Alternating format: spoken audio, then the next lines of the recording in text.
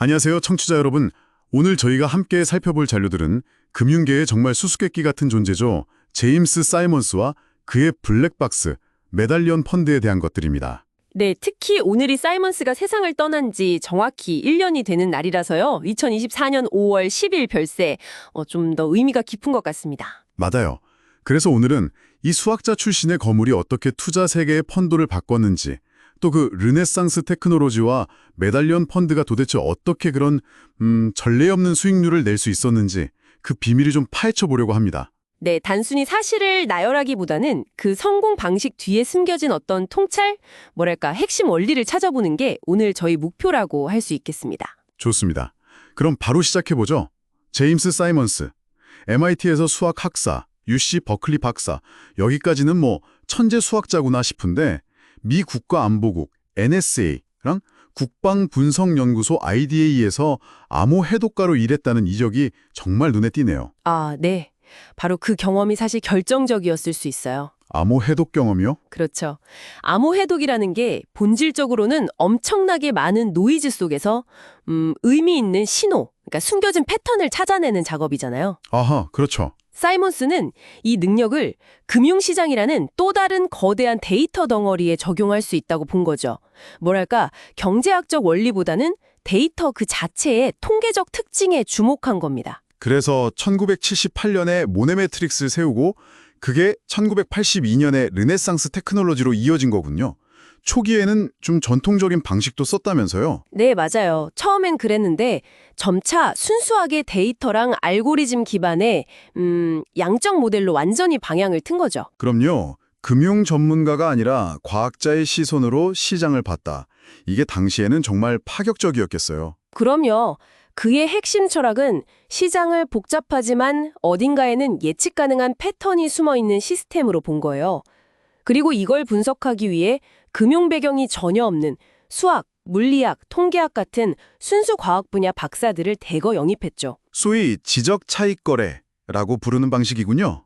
네, 금융계의 어떤 상식이나 직관 같은 거에 얽매이지 않으니까 기존 전문가들은 생각지도 못했던 약간 비직관적인 통계적 관계들을 포착할 수 있었던 거죠. 금융 배경 없는 과학자들을 뽑았다. 그런데 동시에 극도의 비밀주의를 유지했다는 점이 참 흥미로워요. 아, 그 비밀주의요? 네, 그들이 찾아낸 우위, 그러니까 시장 평균을 넘어서는 수익, 알파라고 하죠.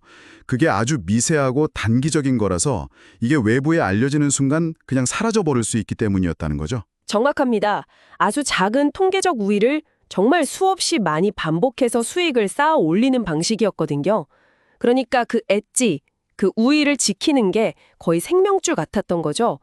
뭐 엄격한 비밀 유지 계약은 기본이었고요. 그런데 재밌는 건 그렇게 외부랑은 철저히 담을 쌓았는데 내부적으로는 오히려 극단적으로 정보를 공유하고 협업을 장려했다면서요. 맞아요.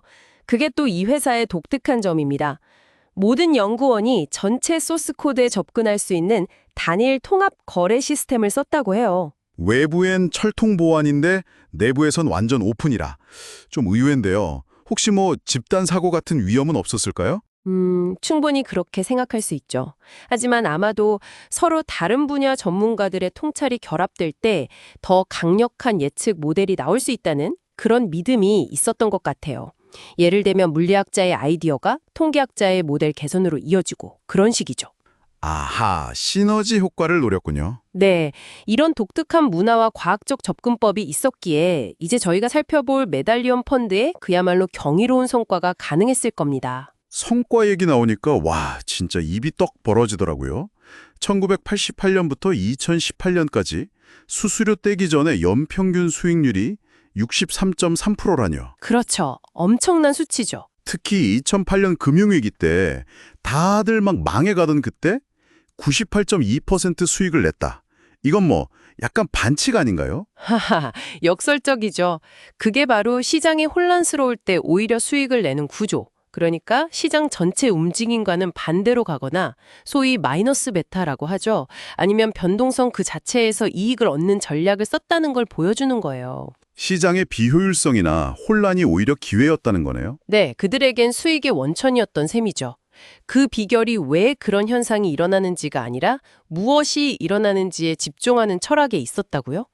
경제적인 이유를 막 파고들기보다는 그냥 통계적으로 의미 있는 패턴 자체를 찾는 데 몰두했다는 거잖아요. 구체적으로 어떤 방식이었을까요?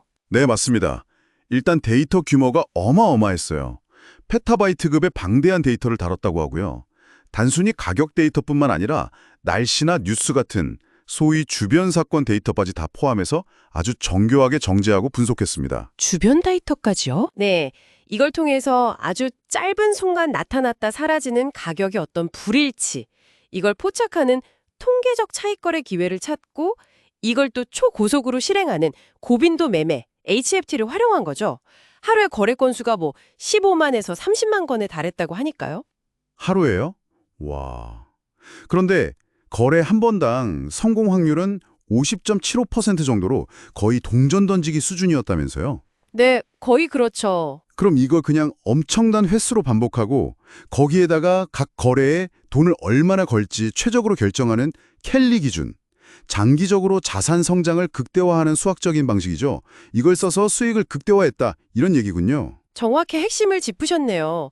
거기다가 이제 시장 상태가 변하는 걸 감지하는 모델들, 예를 들면 은닉 마르코프 모델, HMM 같은. 아, HMM이요? 그게 뭐죠? 예를 들어서 지금 시장이 변동성이 아주 높은 상태인지 아니면 낮은 상태인지 이런 걸 확률적으로 추정하는 기법이에요.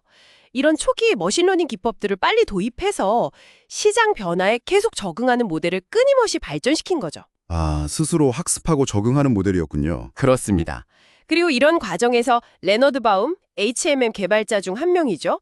엘윈 벌캠프, 켈리 기준 도입에 기여. 또 음성인식 기술을 응용했던 로버트 머서나 피터 브라운 같은 역시 비금융권 전문가들의 기여가 아주 결정적이었습니다. 그런데 이렇게 대단한 펀드를 1993년부터는 외부 투자자는 다 내보내고 직원들 돈으로만 굴렸다. 이것도 참 놀라워요. 단순히 비밀 유지가 목적이었을까요? 비밀 유지도 물론 중요했겠지만 더 근본적인 이유가 있었을 가능성이 커요. 그들의 전략 자체가 너무 큰 자금 규모에서는 잘 작동하기 어려웠을 거라는 거죠. 아, 규모의 문제요? 네, 그들이 포착하는 건 시장의 아주 미세한 비효율성인데 자금 규모가 너무 커져버리면 자기들 거래 자체가 시장에 영향을 줘서 그 알파, 즉 초과 수익 기회가 사라져버릴 수 있거든요. 전략의 확장성에 한계가 있었던 거죠. 그렇군요. 이해가 되네요. 결국 이 메달리언 펀드의 성공은 시장이 항상 효율적이라는 가설 EMH에 아주 강력한 의문을 던졌고 또 데이터와 알고리즘 기반의 퀀트 혁명 시대를 열었다고 평가할 수 있겠네요. 네, 맞습니다. 물론 이게 시장 전체가 비효율적이다라기보다는 시장의 아주 미시적인 영역에 존재하는 비효율성을 찾아내고 그건 활용하는 데 있어서 정말 극도로 뛰어났다는 증거로 보는 편이 더 정확할 수도 있어요. 오히려 그런 미세한 불균형을 얘네가 빨리 찾아내서 거래하니까 시장이 더 효율적으로 되는데 기여했을 수도 있다는 시각도 있고요. 네, 그런 해석도 충분히 가능합니다. 자, 그럼 정리를 좀 해보면요. 제임스 사이먼스라는 비범한 리더의 비전, 그리고 금융계 바깥에서 온 최고 수준의 두뇌들, 엄격한 과학적 탐구 문화, 방대한 데이터와 정교한 알고리즘, 그리고 이 모든 걸 감싸는 철저한 비밀주의. 아, 이 요소들이 다 합쳐져서 메달리언이라는 전설을 만든 거군요. 네, 그렇습니다. 우리가 직접 헤지펀드를 운용할 일은 거의 없겠지만 사이먼스와 르네상스가 보여준 접견 방식은 중요해요. 즉, 익숙한 문제라도 데이터를 기반으로 기존의 틀을 좀 의심해보고 아주 엄밀하면서도 창의적인 방식으로 해법을 찾아가는 그 자세는 우리 모두 각자의 영역에서 한번 적용해볼 만한 강력한 교훈을 준다고 생각합니다. 네, 정말 그렇네요. 그럼 마지막으로 청취자 여러분께 이런 질문을 한번 던져보고 싶습니다. 메달리언 펀드가 금융시장 데이터 속에서 기존 방식으로는 보이지 않던 아주 미세한 패턴을 찾아내서 엄청난 가치를 만들었잖아요. 그렇다면 혹시 여러분의 전문 분야나 매일 하시는 업무 데이터 속에도 원래 다들 그렇게 해 라는 어떤 통념 때문에 혹은 그냥 다른 관점으로 분석해 볼 생각을 안 했기 때문에 놓치고 있는 보이지 않는 패턴이나 비효율성은 없을까요? 만약 그런 패턴을 발견한다면 과연 무엇이 달라질 수 있을지 한 번쯤 생각해 보시면 흥미로울 것 같습니다.